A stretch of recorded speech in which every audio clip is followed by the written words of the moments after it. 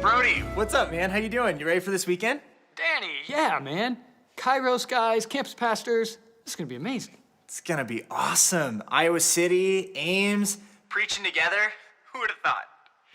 But hey, though, hold on. You're not gonna do any of that, like, Hawkeye Cyclones, like, rivalry stuff, are you?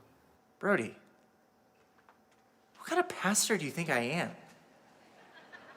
Yeah, good. Like, I wouldn't do that either.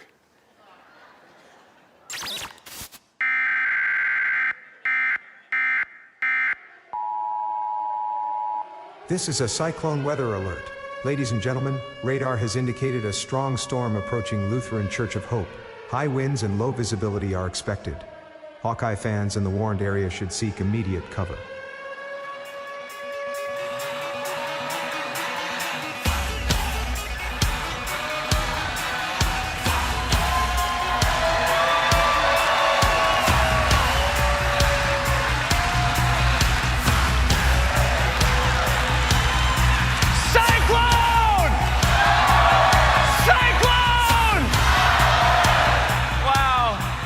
So good to be with you. My name is Housholder. I'm the campus pastor in the land of milk and honey, also known as Ames.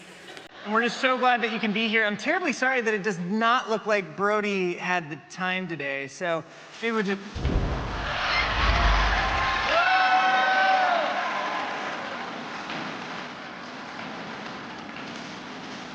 The swarm?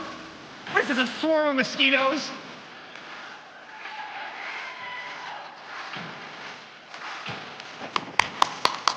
All right, on. Yes, come on!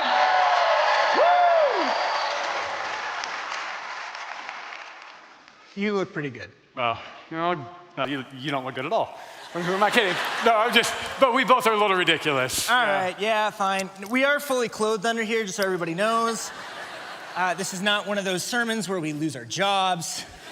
We like those very much, at least not for that reason. For that reason, yeah. So the whole point that we're trying to make here, though, is where do you belong?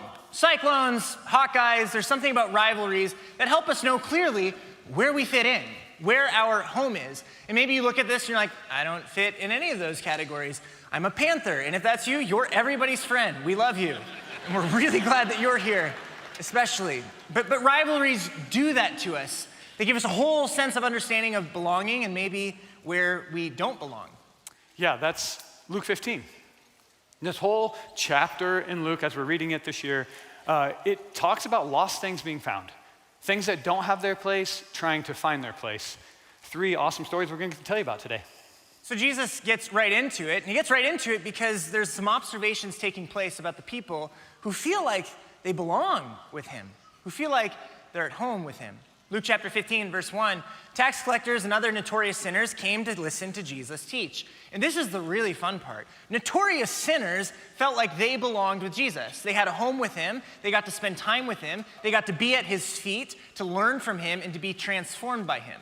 So you have a home with Jesus. No matter who you are, no matter where you've been, no matter where you think that you're going, you belong with Jesus. And that is the really fun part about this chapter. You have a home. And the challenging part comes in the second verse. Let's check it out. It says, this made the Pharisees complain that he was associating with such sinful people, even eating with them. It's tough because there's Pharisees. Now, if you read the Bible long enough, you find out about the Pharisees, right? I mean, they get a bad rap, and for good reason sometimes, but let's understand that Pharisees had their heart in the right place. Like they thought it was in the right place. They wanted to do what God wanted them to do. They were just misguided and misled, and Jesus was trying to correct that. And let's understand who the sinners and tax collectors were. It wasn't like they were like little Zacchaeus climbing up in a tree, cute story. We're talking about tax collectors who took too much from people that didn't have enough, their own people. While they were hungry and starving and in need, they're taking more than they need and living in luxury with the enemy. When Jesus is welcoming sinners and tax collectors, the Pharisees are over there going, these people? Of all the people, these are the people that you're going to eat with, the people that are hurting our very people. That's the context as Jesus is talking about lost people being found. So the home that Jesus provides and welcomes people into begs us to ask the question, how do we get in? And simply, it must be grace when you look at the people who hang around Jesus, including you and including me. So, has grace ever offended you? Has grace ever offended me? Have I ever been really bothered about who gets it? About who seems to have passed whatever I think is the test and who hasn't? Does that line up with who Jesus gives his grace to? Has it offended me? And if grace has never offended me, then I probably have a very limited experience with it. Has grace ever offended you? Jesus does not fight with the Pharisees when they're offended by his grace and when they simply make this accusation toward Jesus of they don't belong with you. He doesn't fight with them. Instead, he tells them stories. We're in this series called Let Me Tell You a Story, and Jesus, in this portion of Luke, is telling story after story after story after story about what his kingdom is like, what life in there looks like, what life in his home looks like. So he tells them this story. So there's a man, and he's got 100 sheep. Suppose that one of them gets lost, what will he do? Won't he leave the 99 others? And if you've read your Bible for more than 5 minutes, you've probably come across something where God refers to people as sheep. And it's not necessarily a compliment, is it? For Halloween, when we're kids, we dress up as lions and tigers and bears, oh my. We do not dress up as little sheep unless we're babies and somebody does that to us. Have you ever seen a sheep do anything that's shown any sign of intelligence? No, we haven't. They don't. And yet Jesus says, you're sheep.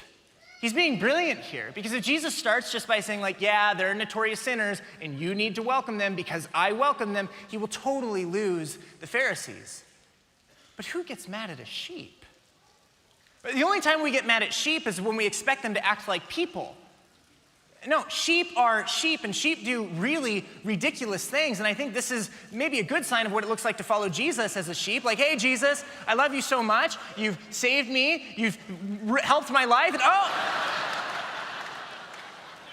I'm still a sheep. The interesting thing about a sheep is a sheep does not intentionally get lost. A sheep does not wake up one day and say, I hate it here. No, it's one patch of grass after a time. Here's another one. Here's another one, here's another one, and all of a sudden they look up and, I'm lost. I do impressions every Wednesday night at Kairos. Tell the college-age students in your life about it. Anyway, sorry. They don't mean to, and it's true with us too. Like maybe right now you find yourself in a place or you know someone where like, no, seems like they're pretty clearly deliberately disobeying, or no, seriously, I'm really trying to rebel. Not really. We just ate one patch of grass at a time. Until we looked up one day and realized, I am not where my shepherd wants me to belong, where he's led me. So the shepherd goes and gets the sheep. Yeah. If a man had 100 sheep, one of them gets lost, what will he do? Will he leave the 99 and go find the others? It doesn't make sense. It doesn't make like mathematical sense, especially if you leave them in the wilderness. Right, which is what it says there. He leaves them in the wilderness, which is dangerous. So you could lose some to go get one. And if we're sitting here going, I don't know that it's worth the risk unless you've ever met a shepherd. Danny and I have been talking for a little while about this sermon during the week, and I waited till late in the week to tell him that my father is a shepherd. He's a sheep farmer, like he really is. He's like, that's information you lead with when Jesus is telling this story. He wasn't always. My dad was a chiropractor, and then as he's working less, he's building this flock. And my mom will send me pictures of my dad sleeping in the barn in his coveralls with his 2 Great Pyrenees beside him because he's waiting for one ewe to have a lamb.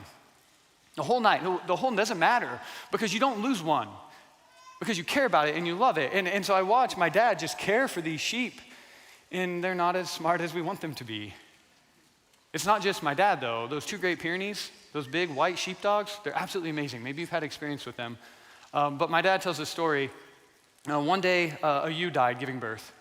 And it was one of those January days where it was raining, but the ground was half frozen and just terrible, just a terrible day. So you take the ewe out of the barn, you put it on the hill, and you wait until you can do something with it. And so he had to go to the office, and as he was leaving, getting his truck, he looks back out, and one of the 2 Great Pyrenees, Sky, went and laid beside the lamb that had died.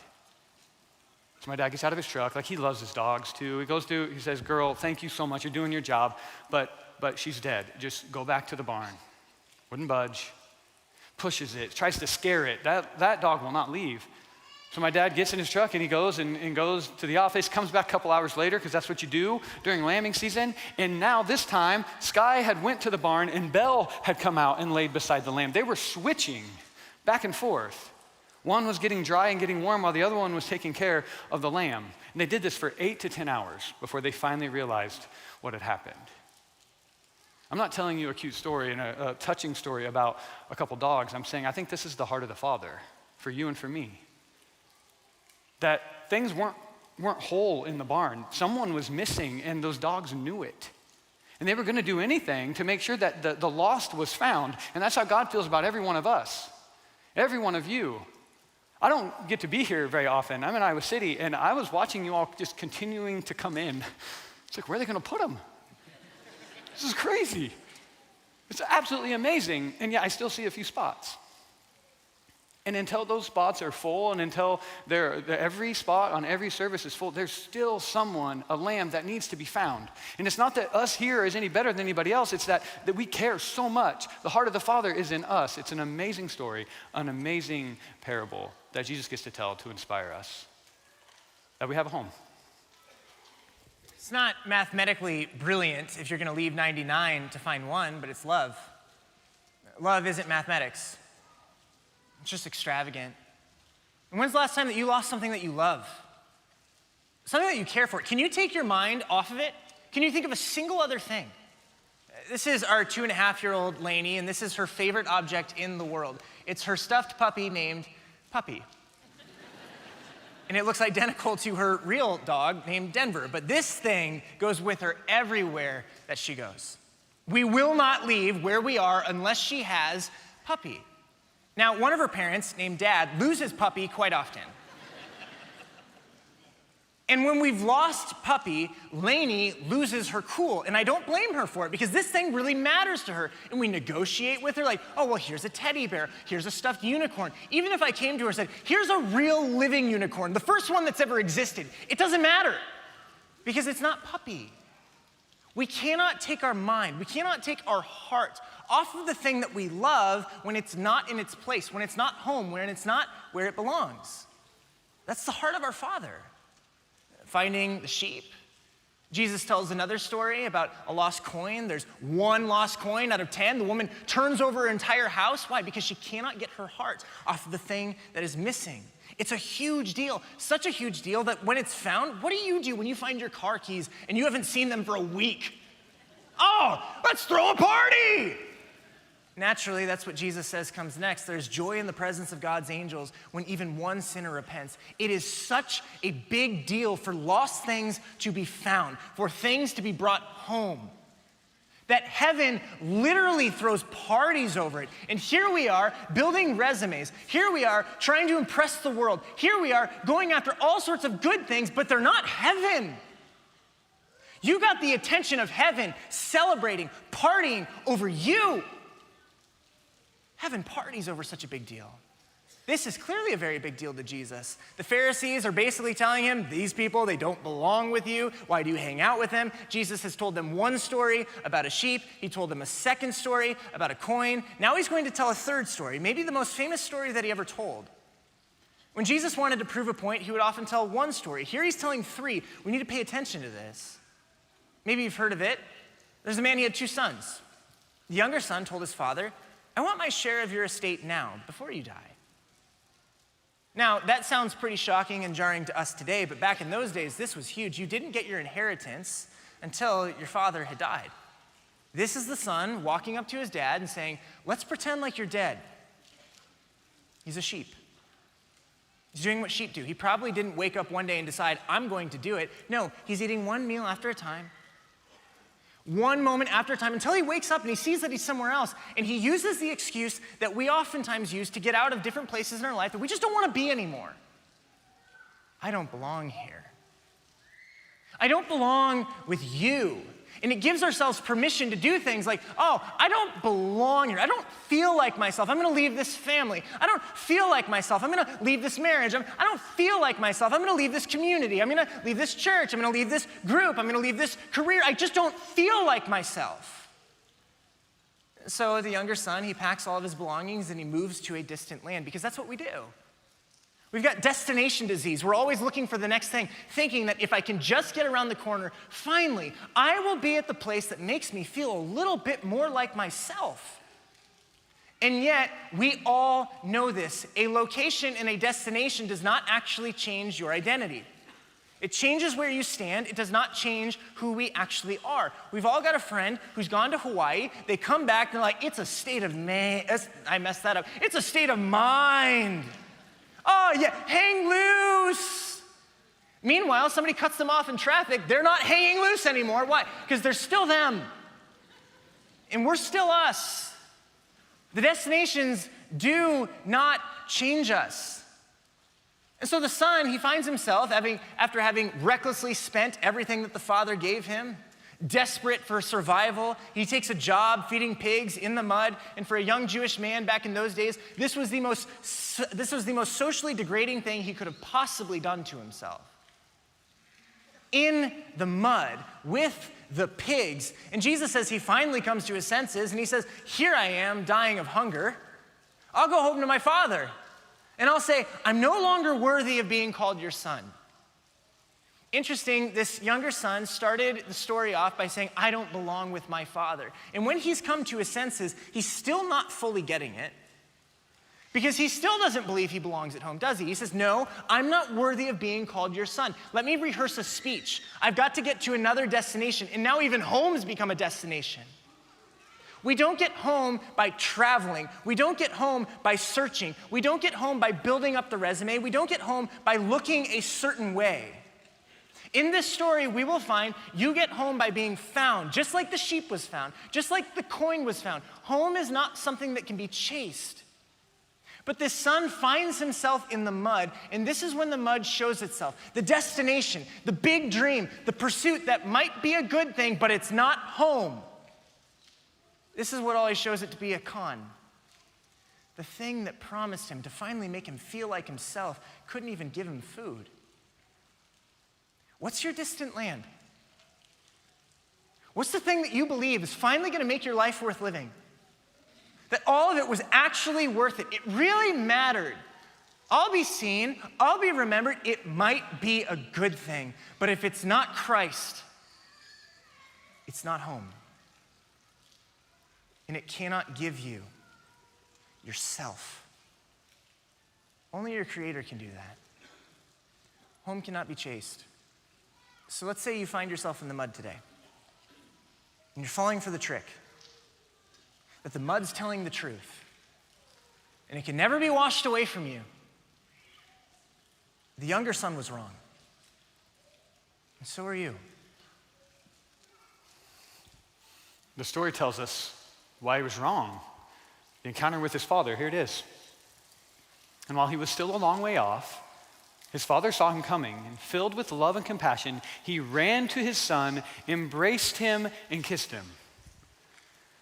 Sometimes I think about the father, maybe he has his cup of coffee and he's looking off in the distance, this road that would be coming home, and he waits every day for his son. He doesn't believe that he's not coming back. Every day he wakes up with that kind of hope and anticipation. And if you've ever waited for someone or waited for something, you know what that would feel like. And I think he would just be able to see his outline and know it's him, because the people that I love in this world, that's the way it is. My son had a basketball tryout yesterday, and we walk into this gym. There's a bunch of courts and all these basketballs making a bunch of noise, and they put a shirt on him with a number on the back. Like, I don't need the number. Actually, I don't even need his face. Just put him out there. You can put him courts away. Just make him a shadow. I know how he moves. You know how you know that. If he were to come over the horizon, I know how that kid walks. His twin sister, she's a dancer. I'm learning to be a dance dad. It's a whole different thing, okay? But I go and I get there at the end of whatever class, and they have like what's going on in the room is up on a TV screen, and it's not high definition, okay? And they're all wearing the same thing. I can tell it's her. I know exactly how she moves. I know exactly her mannerisms. The father knew that about his son. He probably rehearsed it, so he's waiting. And he sees that one he's been waiting for come up over that hill. And I don't know, what do you think? Do you think he's like, okay, don't get excited. Make him squirm a little bit. Make him learn his lesson when he gets to the front door. Maybe make him ring the doorbell twice. I don't know what it is, but he doesn't do that at all. It says he hikes up his robe and he sprints to his son. He goes to him. He doesn't even let him get all the way home. He takes home to him. And to pull up your robe in that day was to expose your legs. You weren't supposed to do that. He didn't care about any of it. So the son gets into his spiel. I'm going to try. Basically, what he's trying to say is just let me be a servant. I don't deserve my spot back. I started to believe the lie. The dad interrupts him. And he gets sandals on his feet and the ring on his finger and the robe on his back. And he says, you're my son. You're not a servant. Those things were not meant for the servant. They were meant for the son. You don't have to do anything. You don't have to do a certain number of chores to win back everything. You don't have to pay me back. You don't have to have this on loan. You just are who you are because you've always been that. Welcome home. That's called grace. It's absolutely amazing when you can come home before you earn it, because this is where you were meant to be. Kairos students know that, and we say it all the time, we're a grace-based community. Grace-based community, because a lot of college students, they show up and they are rehearsing their reasons why they should be accepted. In every part of that life, whether it's getting into a sorority or fraternity, making a team, figuring out how to get into the college of business or the college of medicine, my goodness, they walk onto campus and they're trying to make sure that in 1 year they can get accepted into a program. It is intense. And we say, welcome to Kairos. You don't have to worry about that. It's grace-based. You're home. Lutheran Church of Hope, thank you for supporting college ministry. It matters more than you can think or imagine. Last year, we rented the university pool and baptized 18 students with all the rest of them around the edges. It was amazing. They didn't have to pass tests or be perfect. They were home, and everybody celebrated. When they come up out of the water, everybody would cheer, and there were like 200 kids around the pool.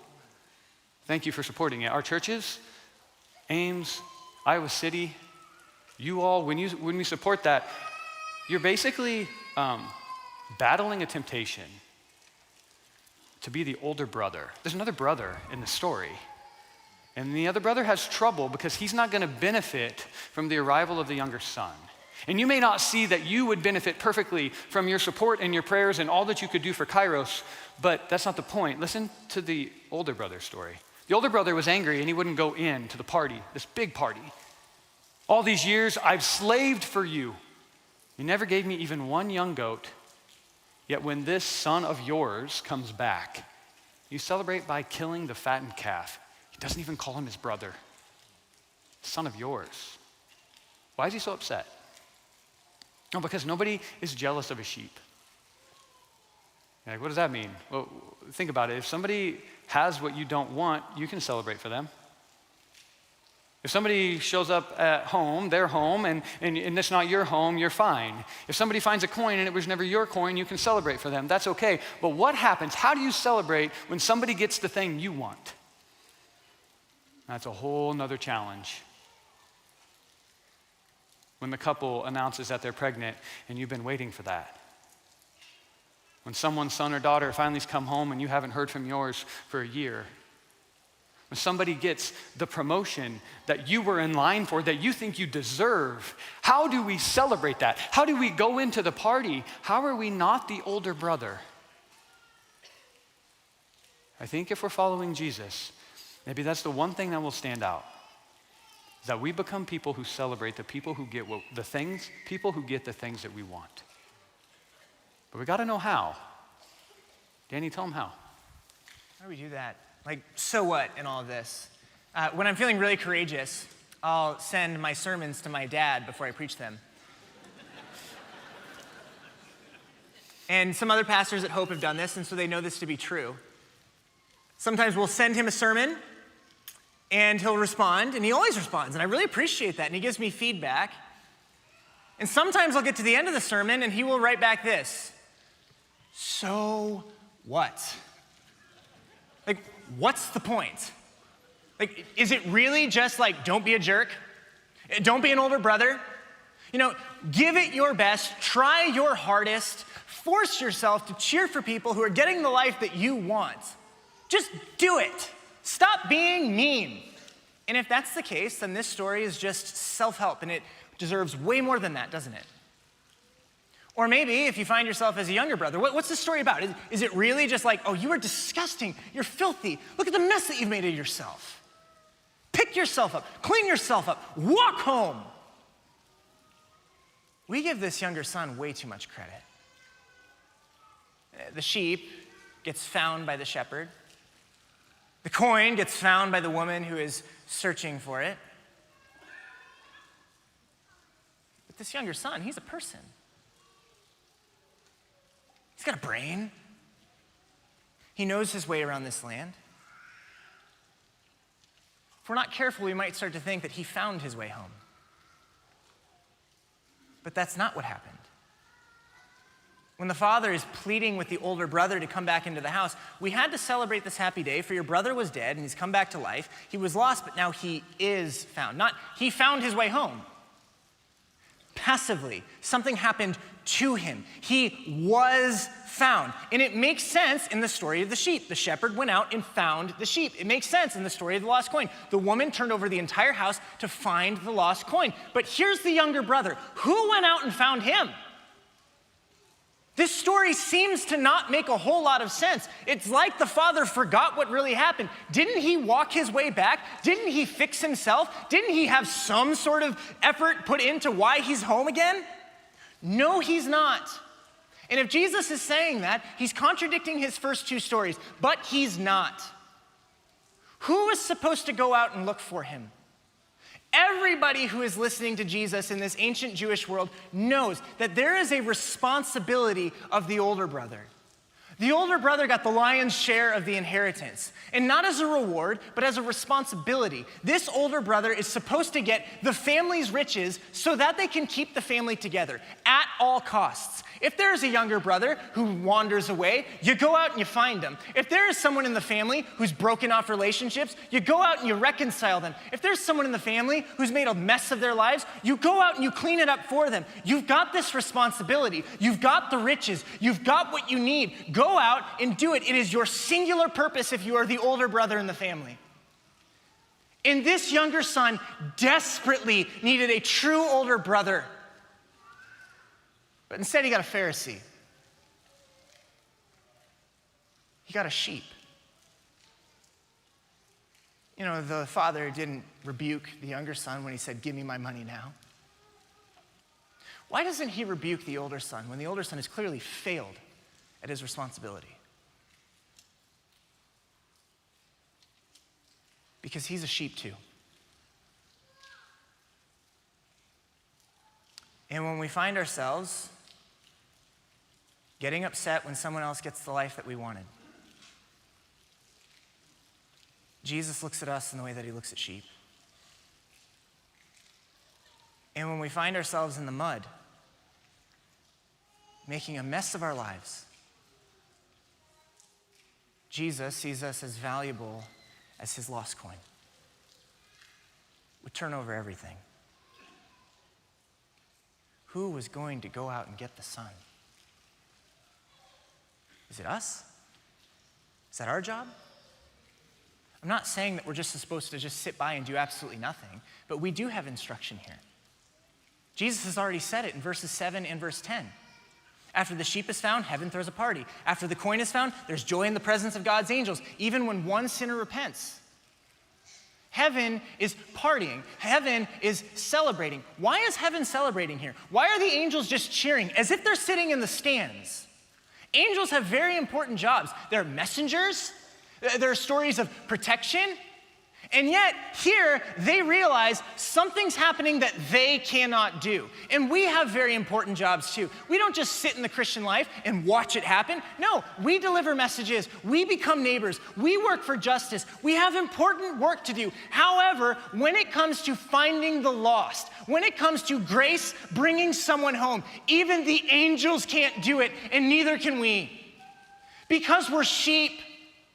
And sheep will do what sheep do. But the Savior, the Son, he will do what he does too. Consider this. The younger son comes home and he has a robe put on him. What happened to Jesus? He's stripped down before he's hung on a cross. The younger son is given sandals for his seat, the sign of a son, the sign of a family member. Jesus would walk barefoot, carrying his execution rack up a hill. The younger son gets a family ring placed on his hand. Jesus' hands would be nailed to a cross. The younger son blows all of his inheritance on terrible, awful, reckless things in the mud, in the pit. And this son, the Son of God, he empties himself. He empties his riches. He gives all of his power for what? For you. Goes all the way into death. For who? For you. Why would he do this? Why would he cross the universe, go to a distant land where he would be rejected, not just risk his life, but give his life? Because you have a home. And he'd do anything to get you there. You have a home. And it's where you belong. Our daughter, Reese, is living in the NICU right now. She was born 2 weeks ago today. And I'm so grateful for the prayers of this church. Many of you know this story. My wife, Abby, her water broke at 26 weeks. And by the grace of God, and by the masterful work of brilliant doctors and nurses, she was able to hang on and stay pregnant for almost 8 more weeks, to 33 weeks and 4 days. Crazy, miraculous. So Reese is born, and being born that little, and being born that early, and having the water break as soon as it did, she finds herself in the NICU. And it's awesome in many ways. Like, the NICU nurses are soldiers. The neonatologists are incredible. They're remarkable. They're like the hands and feet of Jesus in front of us doing miraculous work. So we're so grateful for it. We get to stay at the Ronald McDonald House at the hospital, so we're close to her. Things are good. Things are kind of safe. Things are going well. She's growing. She's doing what she needs to do. And I'm so grateful that I get to share that good update with you. But if you're a parent, or if you're responsible for a young person in your life, you know this feeling. The worst part, the hardest part of every single day is leaving her room. And so when we do, and it is heartbreaking. You see your child laying there, and you can't take her with. So she can't understand what we're saying, but Abby and I just keep on telling her, Reese, you have a home. You have a home. You have a family. You have a big sister who will not share her stuffed puppy with you. That's okay, because she can't save you anyway. Reese, you have a home. And it doesn't have wires. And there are no beeps or alarms. There are no pokes or prods. It's where you belong. And Reese, we're gonna get you home. It's true for a little girl in an incubator. And it's true for you. You have a home. And there's no addiction. There are no more broken relationships. There are no more empty dreams. There are no lost causes. Only found. Home. Brought home. Done to you. Because God himself put on flesh, crossed the universe to a distant land to make sure that you could come home with him. So we celebrate that grace. We celebrate that grace when it welcomes us home, and we celebrate that grace every single time that it brings anybody else home, because it shows us he's still working. He's still doing it. There he goes. He's on his way. The grace is still sufficient.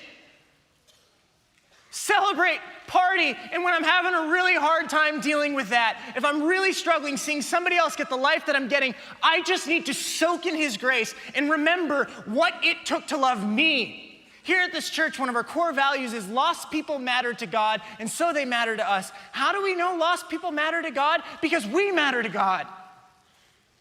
We're the lost, on our own, in the mud, or at home, in the field, refusing to go to the party, and the Father's love is the same for all of us.